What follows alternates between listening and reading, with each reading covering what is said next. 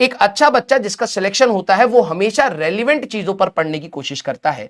देखो, पढ़ना आज नहीं तो कल सभी को पड़ेगा, है ना। जो आज नहीं पढ़ रहा होगा उसको एग्जाम वाले दिन या एग्जाम से पहले पढ़ना पड़ेगा। समझिएगा मेरी बात। प्रॉब्लम यह है जेई के स्टूडेंट्स को डील करने में, क्योंकि नीट के स्टूडेंट्स के पास एक सीलिंग है। सीलिंग मतलब एक छत है कि इससे बियॉन्ड आपसे नहीं पूछा जाएगा, तो आप इस दायरे में रह सकते हैं। अब प्रॉब्लम यह है कि जेई की सीलिंग इससे थोड़ी सी और ऊपर है।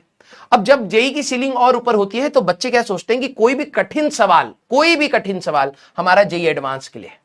और मैं कई बच्चों को कई बार बताया, देखो सबको ये बात समझ नहीं आएगी, ऑब्वियस सी बात है, लेकिन मेरा काम वही है कि आपका मैं मार्गदर्शन करता चलूं, आपको मैं बताता चलूं। मैंने अपनी प्रिपरेशन में जो गलतियां करी थी वो अगर आप नहीं करेंगे तो मैं उसी प्रोसेस में ही सक्सेसफुल हो जाऊंगा। मेरे को और कोई टर्म का सक्सेस नहीं चाहिए। एक्चुअली में 11th की प्रिपरेशन करते समय हमारे अंदर एक चाह होती है कि हम लोग हर चीज परफेक्ट वे में समझें, सारे सवाल लगाएं, सारे डीपीपीस कर लें, सारे थ्योरी को पढ़ लें, सारे फॉर्मुलेज याद हो जाए। ये एक नॉर्मल अप्रोच होती है एक स्टूडेंट की। अब प्रॉब्लम वहां पर आती है कि जब भी आप कोई भी चीज प्लान करते हैं वो 100% एग्जीक्यूशन होता ही नहीं है, and this is the truth.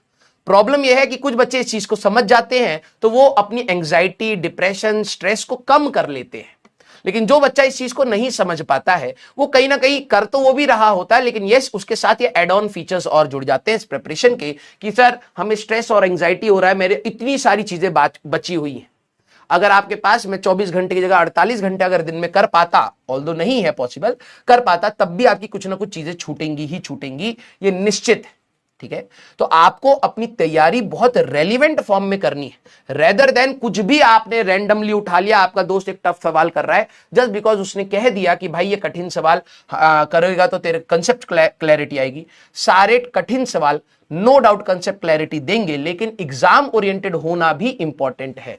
एक पेपर होता है, आप लोगों ने नाम सुना होगा, ओलंपियाड लेवल के सीरीज के पेपर होते हैं हमारे पास, बहुत प्रकार के ओलंपियाड है, उनके सवालों में और जेईई एडवांस के सवालों में काफी अंतर होता है। राइट, अब आप ये बात जाकर के बाहर बोलोगे तो कई लोग कहेंगे कि नहीं ऐसा कुछ भी नहीं है। जेईई एडवांस में कभी कभार, मेरे वर्ड्स को सुनना, कभी कभार, ये कंप्लीट स्टेटमेंट है मेरा, कभी कभार ओलंपियाड के कुछ सवाल आए हुए हैं, कुछ सवाल कभी कभार आए हुए हैं। अब प्रॉब्लम क्या है कि जब भी इंसान को पता लगता है यार उधर से भी सवाल आए हैं तो लेट्स डू वन थिंग, हम उधर की भी तैयारी कर लेंगे। आपको ये नहीं करना है। जेईई एडवांस में हर साल एक आध सवाल ऐसा होता है जो बहुत टफ है, बहुत ट्रिकी है, बहुत कंसेप्चुअल है, बहुत न्यूमेरिकल बेस पर है, हो सकता है लेंदी है, हो सकता है। और जनरली अगर आप देखें जो टॉपर्स होते हैं वो भी उन सवालों के साथ स्ट्रगल करते हैं उस एग्जाम में। कभी कभार आंसर आते हैं, कभी कभार आंसर नहीं निकाल पाते। अच्छे बच्चे जो AIR1 भी होते हैं वो भी कुछ ना कुछ सवालों में अटक जाते हैं एग्जाम में। अब बात यह है कि क्या आप 8वीं 9वीं से उस लेवल की तैयारी कर रहे हैं? जो बेसिक चीजें मैं आज आपसे बात करना चाह रहा हूं, क्या आपको वो 8वीं 9वीं से पता है? तब तो आप कह सकते हैं कि नहीं सर, अब मेरा जो T=0 है वो एक अच्छे लेवल से स्टार्ट होना चाहिए, क्योंकि ये चीजें मेरे को पहले से ही पता थी। और पता होने में और करने में अंतर होता है।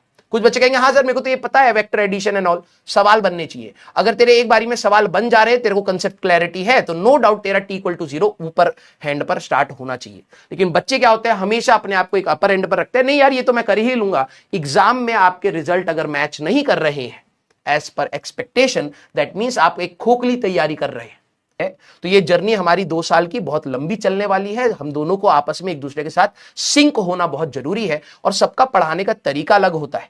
अगर आप कंपैरिजन मोड में जाओगे, सब में कुछ ना कुछ प्लस और सब में कुछ ना कुछ माइनस है। कोई भी इंसान, कोई भी टीचर, कोई भी स्टूडेंट परफेक्ट नहीं है, मैं पहले बता रहा हूं। तो rather than investing your energy on other things जो आपकी इस तैयारी में रेलिवेंट नहीं है, आप प्लीज अपनी एनर्जी को उसी चीज पर फोकस करिएगा जो आपकी तैयारी के लिए रेलिवेंट हो। क्लियर? मैक्सिमम से मैक्सिमम क्वेश्चन क्लास के बनने चाहिए, डीपीपी आपकी होनी चाहिए, मॉड्यूल आपका होना चाहिए, आपके PYQs होने चाहिए। सर इसके बियॉन्ड समय नहीं बचेगा। अगर ईमानदारी से कर रहा है, समय नहीं बचेगा। ठीक है, और अगर फिर भी तेरा समय बच रहा है तो तू HCV और लगा ले। अगर तेरे पास उससे और ज्यादा समय बन रहा है तो कोई एक ऐसी किताब उठाइयो, अब मेरे वर्ड्स को ध्यान से सुन, कोई एक ऐसी किताब उठाइयो जो कम क्वेश्चंस वाली हो लेकिन अच्छे सवाल हो। अब बच्चे क्या करते हैं, सर मोटी सी किताब मैं मार्केट से ले आया हूं, उस किताब में 5000 क्वेश्चंस हैं। ऑब्वियस सी बात है तू उसको कंप्लीट नहीं कर पाएगा, क्योंकि तेरे को रेगुलर क्लास भी है, स्कूल का भी काम है, बहुत सारी चीजें हो जाती है। ठीक है, अब तेरे दिमाग में धीरे धीरे ये पाइल अप होता है, ये जहर बनता है।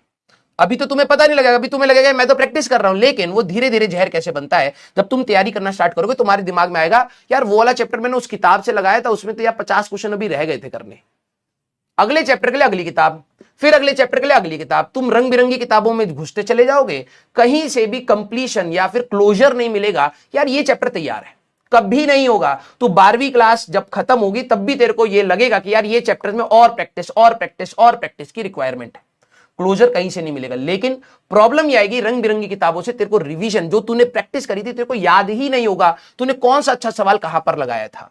तो सबसे पहले अपना एक सेट फाइनल कर कि भाई मैं ये चीजों को पहले ट्राई करूंगा, और फिर मेरे पास अगर समय पर्याप्त बचा तब मैं जाकर के किसी एक एक्स्ट्रा चीज पर हाथ रखूंगा, और वो भी लिमिटेड सोर्स ऑफ क्वेश्चंस होने चाहिए, क्योंकि आपके पास इतना समय नहीं होगा कि आप 5000 सवाल लगा दें पूरी 11वीं के एक किसी किताब के। हम लोग खुद ही 2-2.5 हजार सवाल लगाने वाले हैं पूरे, अगर तुम जोड़ते चले जाओगे तो 2-2.5 हजार सवाल आपको क्लास में ही मिल जाएंगे।